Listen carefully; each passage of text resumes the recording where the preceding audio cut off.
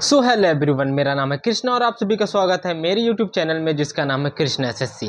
आप सभी की तरह मैं भी एसएससी सीपीओ का एस्पिरेंट हूँ। मैंने एसएससी सीपीओ 2024 दिया था। आप सभी को पता है कि एसएससी सीपीओ 2024 की सारी प्रोसेस लगभग कंप्लीट हो चुकी हैं। अब हम लोग सारे बच्चे एसएससी सीपीओ 2024 के फाइनल रिजल्ट का वेट कर रहे हैं। पर इस वीडियो में हम एसएससी सीपीओ 2025 के एस्पिरेंट्स के बारे में बात करने वाले हैं। आप सभी को पता है कि बहुत लंबे इंतजार के बाद फाइनली हमारे एसएससी सीपीओ 2025 का नोटिफिकेशन कुछ दिन पहले आ चुका है। बट एग्जाम में और एग्जाम पैटर्न में बहुत सारे चेंजेस हैं, तो उन्हीं के बारे में हम इस वीडियो में बात करने वाले हैं। मैंने एसएससी पे 2024 के प्री एग्जाम में 154 मार्क्स स्कोर किया था। आई नो 154 कोई ऐसा बहुत बड़ा स्कोर नहीं है, पर फिर भी एसएससी सीपीओ के एग्जाम में 154 एक अच्छा डिसेंट स्कोर माना जाता है। आप सभी को पता है कि एसएससी सीपीओ 2025 के एग्जाम में बहुत ज्यादा पैटर्न आया है, जैसा कि अब सेक्शनल वाइज हमको टाइमिंग मिलेगा। मैथ के लिए अलग से हमें 30 मिनट मिलेंगे, रीजनिंग के लिए हमें अलग से 30 मिनट मिलेंगे, जीएस के लिए अलग से 30 मिनट मिलेंगे, वही इंग्लिश के लिए भी हमें अलग से 30-30 मिनट मिलेंगे। पहले क्या होता था, हम जीएस और इंग्लिश बहुत जल्दी जल्दी खत्म कर लेते थे और अपना मोस्ट ऑफ टाइम रीजनिंग और मैथ को देते थे। बट अब ऐसा बिल्कुल भी नहीं है। मेरे एसएससी सीपीओ 2024 में रीजनिंग में 50 आउट ऑफ 50 थे, वही मैथ में 45 थे। ऐसे कर करके मेरे नॉर्मलाइज रॉ मेरे 151 बन रहे थे, नॉर्मलाइज्ड होकर 154 हो गए थे। तो हम इस वीडियो में वही बात करेंगे कि आखिर हमें पूरा एग्जाम में टैकल कैसे करना है, क्या स्ट्रेटजी लेके जाना है, क्या माइंडसेट लेके जाना है। देखो, अभी पहले क्या होता था, हम प्रॉपर एक अपना पैटर्न बना लेते थे। पैटर्न ऐसे कि पहले हम रीजनिंग अटेंड करेंगे, फिर मैथ करेंगे, फिर जीएस करेंगे, फिर इंग्लिश करेंगे। सबका एक अपना पैटर्न होता था। कोई पहले इंग्लिश अटेम्प्ट करता है, कोई पहले जीएस अटेम्प्ट करता है। सबका देखो अलग अलग तरीका होता है। बट इस बार क्योंकि अब उनका इंटरफेस अपनी तरफ से खुलेगा, तो आपको कोई अंदाजा नहीं है कि पहले मैथ्स खुलेगा, पहले रीजनिंग खुलेगा, कि पहले कौन सा सब्जेक्ट खुलेगा। तो इस कारण आपको बहुत ज्यादा मिक्स्ड प्रैक्टिस करने की जरूरत है। आपको सारे फॉर्मेट में अपनी तैयारी बना के लेके चलना है। मेरा मतलब क्या है, मान लीजिए उन्होंने पहला आपको रीजनिंग दे सॉरी आपको पहला मान लो आपको उन्होंने रीजनिंग दिया, दूसरा मैथ दिया, फिर इंग्लिश दिया, फिर जीएस दिया। अगर शुरू में उन्होंने मैथ और रीजनिंग इकट्ठे दे दिया, तो आप सभी को पता है कि 30-30 मिनट में उनको करना बहुत ज्यादा हेक्टिक है। आप बहुत ज्यादा थकोगे। ये तो चलो ठीक है, आपके पास स्टार्टिंग में बहुत अच्छी खासी एनर्जी रहेगी, तो आप पूरी एनर्जी यहाँ पे दे पाओगे। बट आप मान के चलो, अगर उन्होंने पहले जीएस दे दी, फिर उसके बाद इंग्लिश दे दी, है ना। फर्स्ट में जीएस, सेकंड में इंग्लिश, थर्ड में रीजनिंग, फोर्थ मैथ।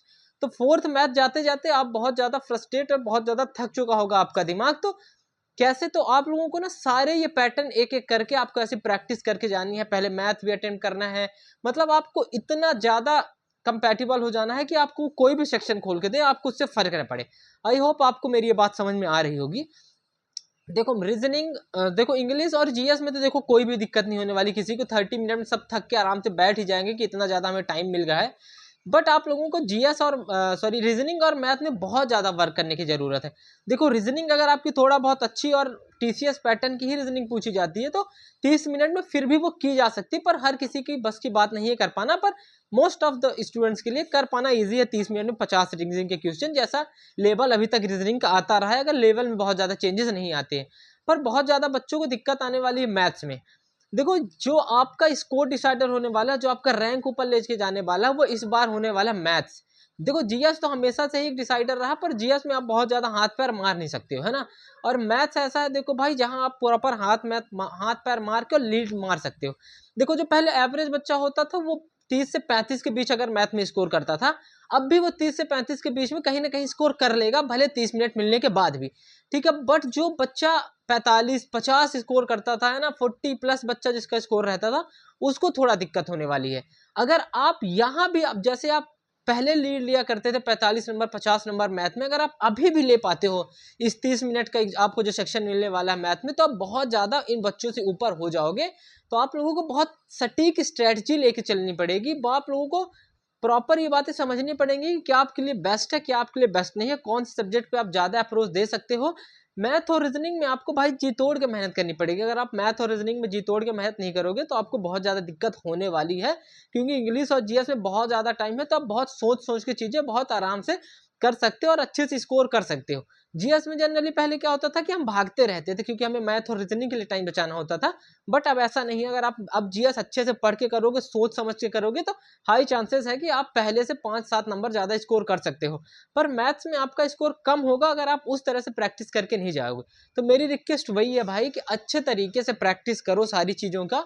है ना। अच्छे से फार्मूला रिवाइज करके जाना मैथ वगैरह का, दवा के मॉक प्रैक्टिस करो, शॉर्ट ट्रिक्स सीखो, ऑप्शन से क्वेश्चन करने की ट्राई करो। ये सारी चीज़ें आप लोगों को अपने इन सब में ध्यान रखनी है। देखो आप कमेंट करो आपको जो जो दिक्कतें हो रही हैं। अब देखो आप लोगों को पता है आपको टेक्स्ट बुक में और साइट्स पे ऑलरेडी सेक्शनल टाइमर वाले मॉक आ चुके हैं, तो आप लोग दबा के प्रैक्टिस करो। आप अगर चैनल को सब्सक्राइब कर लेते हो तो मैं पूरा मॉक टेस्ट सॉल्व करके मैं कैसा मेरा क्या अप्रोच रहता है मैं प्रॉपर अपलोड करूंगा। आप लोग कमेंट करोगे ऐसा करने के लिए, तो है ना। देखो आई होप आप लोगों को बातें समझ में आ रही होंगी। ठीक है, देखो बहुत ज़्यादा बच्चों के दिमाग में और चल रहा है कि सेफ स्कोर क्या हो सकता है। देखो मैं तो यही कहूँगा, अभी एग्जाम में टाइम है तो आप लोग सेफ स्कोर के पीछे तो बिल्कुल भी मत भागो।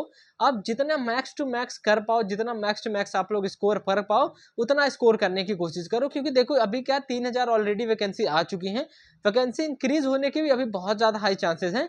क्योंकि एसएसबी, बीएसएफ, आईटीबीपी इनमें अभी ना के बराबर वैकेंसी है, तो बहुत अभी हाई चांसेस है कि वैकेंसी हमारी 4000 के करीब हो जाएगी। आप लोग इसकी दिक्कत मत लो। अगर 3000 भी मान लो वैकेंसी रहती है तो कहीं 45 से 50,000 बच्चे क्वालिफाई करेंगे प्री को फिजिकल के लिए, समझ रहे हो। अगर आप एक बार प्री में फिजिकल में चले जाते फिर आप उसके बाद मेंस को आपको देने का मौका मिलेगा, क्योंकि जो बच्चे फिजिकल पास करते हैं वो मेंस देते ही हैं। उसके बाद ये सारी चीज़ें आपके सामने रहती हैं। तो आप लोग अभी मैक्स टू मैक्स फोकस करने में फोकस करो कि आप कितना से ज़्यादा स्कोर कर सकते हो। मैथ और रीजनिंग को आप लोगों को अभी और ज़्यादा इज्जत देनी पड़ेगी, पहले जितनी इज्जत देते थे उससे भी ज़्यादा। और जीएस और इंग्लिश में तो आपको हार्डवर्क करना ही है।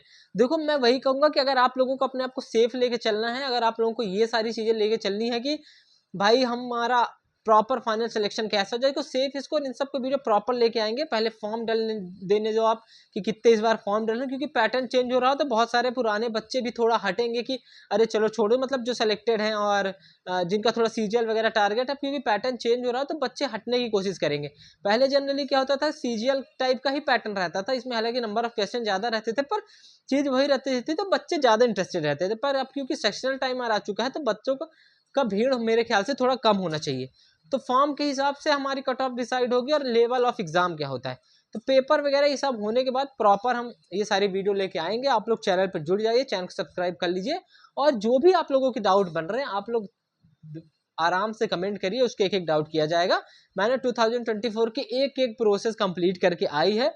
रिजल्ट आने के बाद आप लोगों को मेरा फाइनल स्कोर और मुझे क्या पोस्ट मिल रही है सब आप लोगों को पता चल ही जाएगा, और रिजल्ट आप लोगों को पता बहुत जल्द आ जाएगा। तो बस आप लोगों से मेरी वही रिक्वेस्ट है कि भाई आप चैनल को सब्सक्राइब कर लो, वीडियो को लाइक कर दो।